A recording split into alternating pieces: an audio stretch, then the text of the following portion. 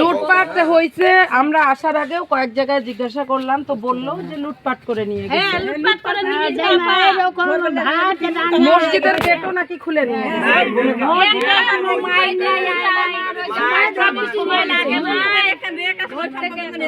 মানে প্রতিটা রুমে যতগুলা ফ্যান, ইলেকট্রিক্যাল জিনিস ছিল, এদের যত জিনিস ছিল সব লুটপাট করা হয়েছে, এটা সংঘবদ্ধ ভাবে। আর সব এদের এখন জীবন ধারণটা মুশকিল হয়ে গেছে।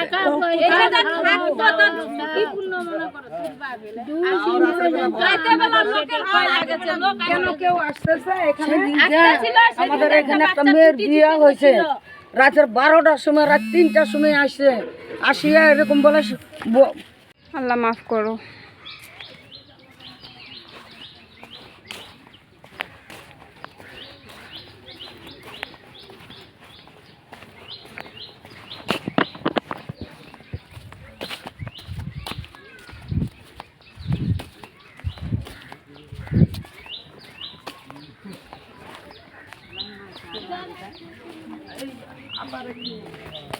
এদের ছবিগুলো একটু নাও। এতগুলা পরিবার, কতগুলা চিল্লানি শুরু হয়েছে। 4-5 দৌড়াইছে লোকটাকে ধরে। অত্যাচারের তো সীমা আছে রে। কিসের স্বাধীন করলাম আমরা? কি দেশ স্বাধীন করলাম?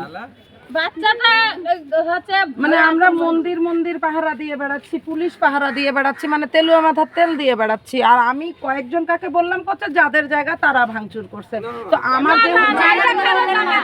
এটা এখন জানলাম। তারপরে আমি এখন এই যে আমাদের কোর্ট কাচারি খুলছে, তো দেখি আমি আইনজীবীদের সঙ্গে কথা বলে কাগজ দেখি মানে কি হয়েছে। না হলে তো ভাই ক্ষতিপূরণ না হোক, বাঁচতে তো হবে। জোর করে আমাদের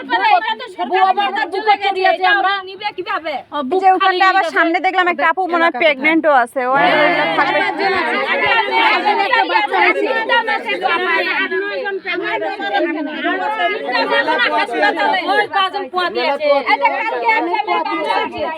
দশ 12 জন পোয়াতি গর্ভবতী, একজনকার বাচ্চা নষ্ট হয়ে গেছে, পেটে লাগে মারা গেছে বাচ্চা।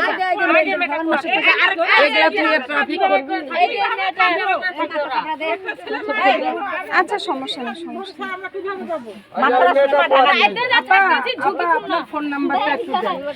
মানে আপনাদের কারো একজনের একটু ফোন নাম্বারটা দেন। আল্লাহ মাফ করো।